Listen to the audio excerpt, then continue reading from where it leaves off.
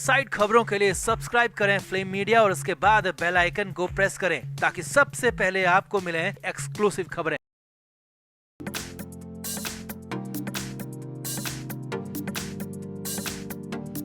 लोकसभा चुनाव की तारीखों का ऐलान होने वाला है। 16 मार्च को दोपहर 3 बजे तारीखों का ऐलान होगा और इसके बाद तो कैंपेन की बाढ़ आ जाएगी। अब महाराष्ट्र में बीजेपी अपने 20 नामों का ऐलान कर चुकी है और अब बीजेपी ने प्रत्याशी जब घोषित किए तो उद्धव ठाकरे भी अपने उम्मीदवार तय करने लगे। 20 नाम उद्धव ठाकरे ने भी तय कर लिए, मगर ऐन वक्त पर कुछ ऐसा हुआ है कि उद्धव ठाकरे की लिस्ट ही फंस गई है, क्योंकि बीजेपी ने एक बार फिर से ठाकरे को फंसा दिया है। दिल्ली से उद्धव ठाकरे के लिए नया ऑफर आ गया है। तो क्या है मामला, क्या कंडीशन है, सब कुछ आपको बताते हैं। आप भी वीडियो को शेयर करें और कमेंट करके अपनी राय जरूर दें। महाराष्ट्र में उद्धव ठाकरे की शिवसेना और बीजेपी के बीच में लुका छिपी का खेल चल रहा है। कभी साथ में होते हैं, कभी साथ आने की बात करते हैं, लेकिन कभी विरोध में हो जाते हैं। अब इस बीच लोकसभा चुनाव की तारीखों का ऐलान होने वाला है, तो उससे ठीक पहले बहुत कुछ हो गया। असल में बीजेपी ने सबसे पहले अपने प्रत्याशियों की लिस्ट जारी की, जिसमें महाराष्ट्र के भी 20 नाम शामिल थे। अब बीजेपी ने लिस्ट जारी की तो उद्धव ठाकरे को इससे पहले भरोसा था कि बीजेपी आखिरी वक्त तक भी कुछ न कुछ ऐसा करेगी कि जिससे फिर से उद्धव ठाकरे बीजेपी के साथ आ जाए, मगर ऐसा हुआ नहीं। बीजेपी ने अकेले 20 सीटों पर अपने उम्मीदवार घोषित कर दिए और इसके ही तुरंत बाद उद्धव ठाकरे भी अपनी तैयारियों में जुट गए। अपनी पार्टियों में उम्मीदवारों के नाम तय कर दिए और जो नेता लंबे समय से टिकट की आस लगाए बैठे थे उनको टिकट मिलेगा, उनके नामों की चर्चा होने लगी। अब इस बीच उद्धव ठाकरे नामों का ऐलान करने ही वाले थे कि पार्टी की लिस्ट एक बार फिर से अटक गई है, पेंच फंस गया है। इस बार बीजेपी की तरफ से नया ऑफर आ गया है। ये बड़ी खबर सूत्रों के हवाले से हम आपको बता रहे हैं कि दिल्ली से उद्धव ठाकरे को नया ऑफर आ गया है और 10 सीटों पर चुनाव लड़ने का ऑफर दिया गया है। सूत्रों के मुताबिक इसीलिए बीजेपी ने अभी सिर्फ 20 सीटों पर उम्मीदवारों का ऐलान किया था। 48 में से 12 सीटें शिंदे गुट को दी जानी है, जबकि 4 सीटें एनसीपी के अजीत गुट को दी जाएंगी और बची हुई 12 सीटें यानी कि बीजेपी अपने कोटे से 10 सीटें शिवसेना उद्धव ठाकरे को देने को तैयार है और ये ऑफर उद्धव ठाकरे को भिजवा दिया गया है। अब इस ऑफर के बाद उद्धव ठाकरे के खेमे में खासी खलबली मच गई है। फिर से चर्चाएं होने लगी है कि करें तो करें क्या, बीजेपी के साथ जाएं या फिर कांग्रेस के साथ मिलकर चुनाव लड़ लें। हालांकि 10 सीटों पर उद्धव ठाकरे की पार्टी मान जाएगी, ये फिलहाल संभव नहीं दिखता। वहीं दूसरी तरफ 10 सीटों से ज्यादा बीजेपी देने वाली नहीं है, ये भी तय हो चुका और इसीलिए पेंच भी फंस गया। अब उद्धव ठाकरे को लगता है कि बीजेपी के साथ जाकर 10 सीटों पर लड़े तो सभी 10 सीटों पर जीतने की संभावनाएं बनी रहेंगी, लेकिन कांग्रेस के साथ मिलकर लड़े तो जीत की संभावनाएं तो होंगी, लेकिन हाँ सभी पर यानी कि सभी जितनी भी सीटों पर लड़े उतनी की सभी सीटों पर हार की भी संभावना होगी। लिहाजा इस पर खासा सोच विचार चल रहा है। इसी वजह से उद्धव ठाकरे की लिस्ट आने वाली थी वो अटक गई है, पेंच फंस गया है। ये तय नहीं किया जा सका है कि अभी उद्धव ठाकरे ने कि बीजेपी के साथ जाना है या फिर कांग्रेस के साथ मिलकर ही चुनाव लड़ना है। वैसे आपको बता दें कि कुछ वक्त पहले उद्धव ठाकरे ने पीएम मोदी की तारीफ की थी, बीजेपी के साथ जाने के लिए काफी कुछ मेहनत भी की थी, काफी कुछ कहा भी था, लेकिन उनकी मेहनत सफल हो नहीं पाई और अब फाइनली यहाँ पर चुनाव की तारीख आने वाली है, चुनाव नजदीक है, तो फिर इस तरह की बातें हो रही है। तो आपका इस पूरे मामले पर क्या कहना है, कमेंट बॉक्स में आप जरूर बताएं, वीडियो को शेयर भी करें।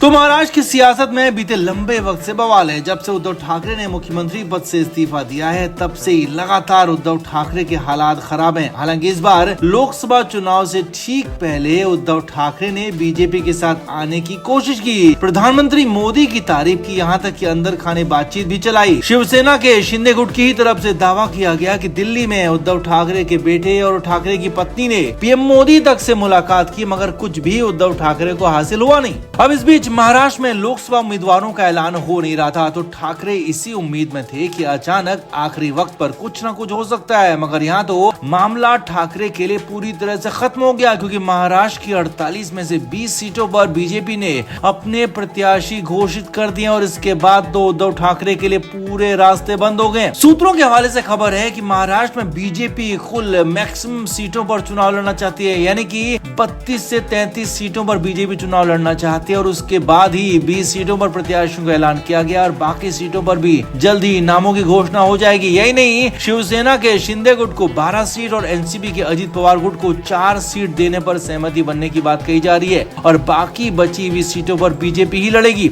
यानी कि अब उद्धव ठाकरे के लिए बीजेपी और उनके गठबंधन में कोई स्कोप नहीं बचा है, कोई जगह नहीं बची है। उनके रास्ते पूरी तरह से बंद हो गए, खत्म हो गए और बीजेपी ने एक तरह से मान लिया है कि इस बार शिवसेना, शिंदे गुट और एनसीपी अजित पवार गुट के साथ ही वो मैदान में उतरेगी, चुनाव मैदान में जाएगी और इसीलिए अपनी पहली मेगा लिस्ट जारी कर दी। और खबर है कि बहुत जल्द बीजेपी महाराष्ट्र के लिए दूसरी लिस्ट जारी करेगी, जिसमें मुंबई के कुछ नाम हो सकते हैं, बाकी सीटों पर नाम हो सकते हैं। अब बुधवार को जो बीजेपी की लिस्ट आई उसके बाद उद्धव ठाकरे खेमे में खासा बवाल मच गया। उद्धव ठाकरे बेहद ज्यादा परेशान हो गए। आनंद फानंद में देर शाम मुंबई में बैठक बुला ली। उद्धव ठाकरे ने अपने करीबी लोगों की मीटिंग बुलाई, जिसमें संजय राउत, उनके बेटे आदित्य ठाकरे भी मौजूद थे। और खबर है कि इस मीटिंग में उद्धव ठाकरे बेहद ज्यादा परेशान नजर आए। उद्धव ठाकरे को संजय राउत और आदित्य ठाकरे ने काफी कुछ समझाने की कोशिश की, काफी कुछ समझाया, उसके बाद ही वो कुछ नॉर्मल हो सके। मीटिंग में सभी को कहा गया कि अब बीजेपी के साथ गठबंधन या फिर किसी भी तरह का चुनाव से पहले समझौता हो नहीं पाया है और हो भी नहीं सकता है, लिहाजा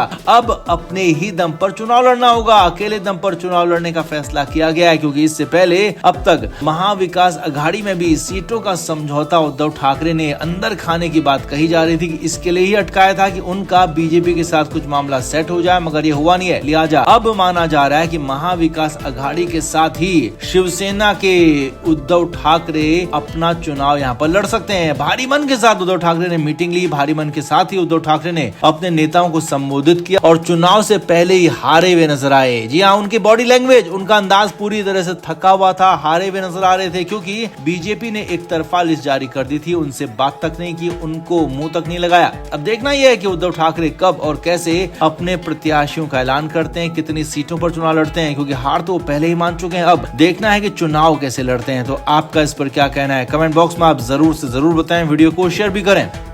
तो रविंद्र वायकर उद्धव ठाकरे के बेहद ज्यादा करीबी थे। बाला साहब ठाकरे के दौर से वो शिवसेना में शामिल थे, लेकिन अचानक ही रविंद्र वायकर ने पार्टी छोड़कर शिवसेना के शिंदे गुट में शामिल होने का फैसला कर लिया। और ये सब कुछ अचानक तो हुआ, मगर इसकी स्क्रिप्ट कई दिनों से, या कहें कि महीनों से लिखी जा रही थी। कई महीनों से ऐसी हलचल थी, दिनों से ऐसी हलचल थी, और वही हलचल और अंदर की खबर हम आपको अब बताने जा रहे हैं। सूत्रों के हवाले से खबर है कि लंबे समय से रविंद्र वायकर के पास शिंदे गुट का ऑफर था कि उन्हें शिवसेना के शिंदे गुट में शामिल होने के लिए कहा जा रहा था, मगर रविंद्र वायकर उद्धव ठाकरे को लेकर, ठाकरे परिवार को लेकर बेहद ज्यादा लॉयल थे, प्रतिबद्ध थे और किसी भी कीमत पर उद्धव ठाकरे का, उनके परिवार का साथ छोड़ना नहीं चाहते थे। आगे देखिए, यही नहीं, इसके बाद केंद्र सरकार की जांच एजेंसियों ने भी रविंद्र वायकर के खिलाफ मोर्चा खोल दिया था। बीजेपी नेता किरीट सोमैया ने वायकर पर गंभीर आरोप लगाए थे और 5 स्टार होटल बनाने के लिए गलत तरीके से जमीन लेने के आरोप लगाए थे, जिसके बाद वायकर पर शिकंजा कसा गया। केंद्रीय जांच एजेंसियों ने उनके खिलाफ कार्रवाई की। वायकर पर दिल्ली से जबरदस्त प्रेशर डाला गया, मगर इसके बाद भी वायकर झुके नहीं, कोई कदम नहीं उठाया और उद्धव ठाकरे को छोड़कर कहीं नहीं गए। मगर कहानी असली बिगड़ी जो इसके बाद ही बिगड़ी। सूत्रों के मुताबिक खबर है कि इसके बाद कई मीटिंग्स में रविंद्र वायकर ने अपनी दिक्कतों को उद्धव ठाकरे को बताने की कोशिश की, पार्टी फोरम में इन्हें रखने की कोशिश की। और सूत्रों के मुताबिक उद्धव ठाकरे को बताया गया कि रविंद्र वायकर दिक्कत में है, उनका साथ देना होगा, उनके साथ, उनके पक्ष में बयान देने होंगे और उनके साथ खुलकर खड़ा होना होगा, और उनके खिलाफ गलत तरीके से जांच हो रही है और उनकी मदद करनी होगी। मगर सूत्रों के मुताबिक खबर है कि उद्धव ठाकरे ने रविंद्र वायकर की बातों पर ध्यान ही नहीं दिया, उनकी बातें एक नहीं सुनी और वायकर के साथ गलत बर्ताव भरी मीटिंग में किया गया। Flame media report.